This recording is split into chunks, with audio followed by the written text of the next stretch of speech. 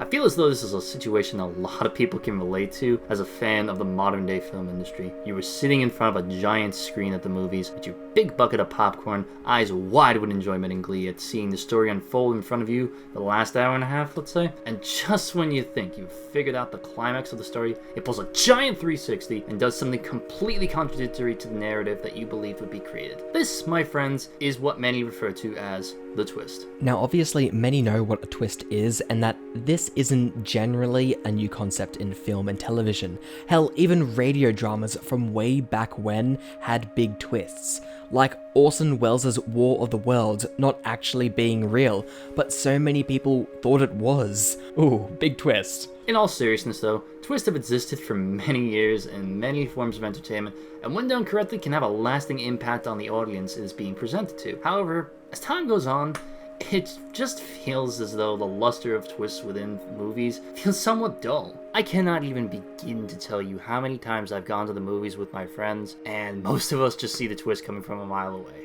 So, today, Sweeve and I Hey there. are going to talk to you guys about a film that misuses twists so badly it ruins a lot of the experience for the viewers out there, and pretty much bombed at the box office because of this. That being one of 2019's first cinematic adventures, Glass. So, if you haven't seen it at this point, Which we wouldn't blame you. major spoilers incoming.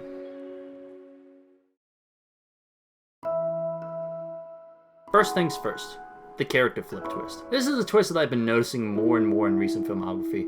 We're introduced to this kind-hearted character that seems to have the protagonist's best interest at heart, only to find out that, guess what? This good-natured character was actually the true villain of the story all along. This is a common trope that, when done correctly, leaves the audience on the edge of their seats, saying, what the absolute French toast was that? Films like Toy Story 3, Psycho, and Now You See Me all flawlessly stitch this into their narratives beautifully and allow it to enhance their stories to the fullest potential. Though more recently in movies, such as the recent Men in Black International and Detective Pikachu, this twist undermines the narrative of the story that we were led to expect, and instead of enhancing the experience, it falls flat on its face and somewhat ruins the viewing for the audience. During the run of Glass, we are introduced to Dr. Ellie Staple, played by the incredibly talented Sarah Paulson. When we first meet her, she is attempting to claim to the superhumans that they are technically not super, and that all they are suffering from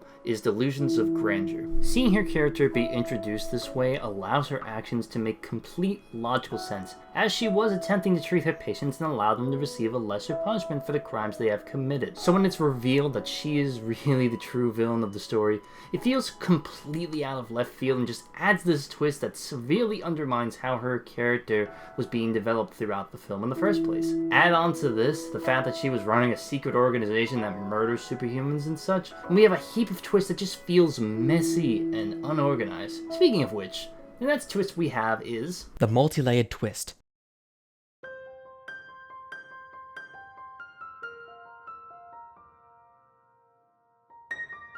This is when a director thinks, you know what would make this twist ending even better? 5 more on that, please. People sure do love twists, right? Right? This movie had so much potential built up to its release. Split had been a success. The twists and turns in that film worked beautifully. And we found out that it was actually a secret sequel to Unbreakable. It was literally the perfect sequel, which are very rare to come by in film nowadays, to an incredibly interesting take on a superhero flick before superhero flicks were even mainstream. That's pretty nuts if you ask me. I know, right? Continuing on though, there was a lot of anticipation built up around this movie and what was going to happen. We got a total of not 1, but 4 total twists in this film. 4! Like, I understood the first one, finding out Mr. Glass was responsible for Kevin's father's murder is a pretty shocking and interesting revelation that ties the films together very well. However, adding on top of that the fact that all the super characters die, subverting everyone's expectations by having Sarah Paulson be the villain all along, we'll come back to that in a second. Mr. Glass actually live streaming the final battle and then having it sent to the members of the supporting cast so they can upload to the internet? You good? Yeah, no, I'm good, I'm fine. Anyway though, these twists being stacked up upon one another somewhat decimates the idea of the story being laid out in front of us, and takes away from that special oh my god moment that twists normally give us. Plus, again, it was really just out of left field, and there's no really other better way to put it. It was just really dumb, and it just really, It frustrated me beyond belief. Going into this film, there's a certain impression we have for it, as we are in a time where the superhero genre pretty much just dominates the market at this point. These twists subvert everything the audience expects in such a negative way, though. Speaking of that, though, let's finish off by talking about everyone's favorite thing to talk about on the internet: subversion of expectation.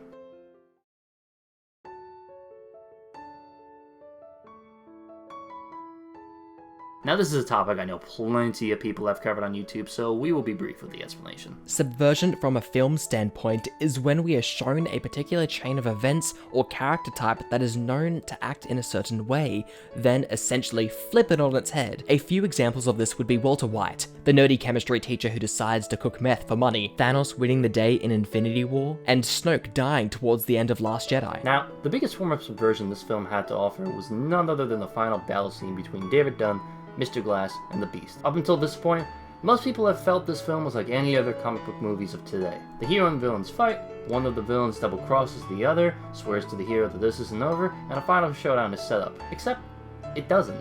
As I stated before, every super character in this film dies almost immediately after this point in the film, drastically changing what most of us saw as a standard trope in this film genre. Now, don't get me wrong, I see no problem in doing something different with a common theme. However, the way the story was then handled with adding all those secret twists about characters, secret societies, and a huge master plan twist, it leaves the audience feeling an ending that was more or less created just to have a twist that would be something that the audience wouldn't be able to see coming from a mile away. Which, in retrospect, is definitely something unexpected, but it feels as though it just doesn't have a logical part in the story to begin with. Again, not saying I don't like the idea of changing the status quo, just the execution in this circumstance just felt like it wasn't thought out to its fullest potential. And unfortunately, this movie suffers under the weight of all its big moments that were supposed to be a payoff. This makes this movie, which in its first two acts were amazing, feel like it was just one of those movies you wouldn't even consider grabbing out of the bargain bin. In changing the direction of the story, it falls flat on its face and leaves the audience wondering why it couldn't have ended much better like its predecessors before it.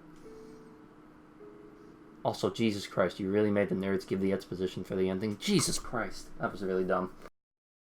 However, there are plenty of other films and entertainment mediums that do create that satisfying feeling that a twist has the capability to possess. If you would like to hear about an amazing anime that captures this idea very well, click the box on the left to check out a video that Sweeve and I just did covering The Promised Neverland over on his channel. Or if you want to see a really old video I did about why Kylo Ren and Rey are siblings, which I still stand by, click the box on the right. Thank you to Sweeve for helping me make this episode possible. I hope you all enjoy it, and guys, I will be back really soon with way more. I promise.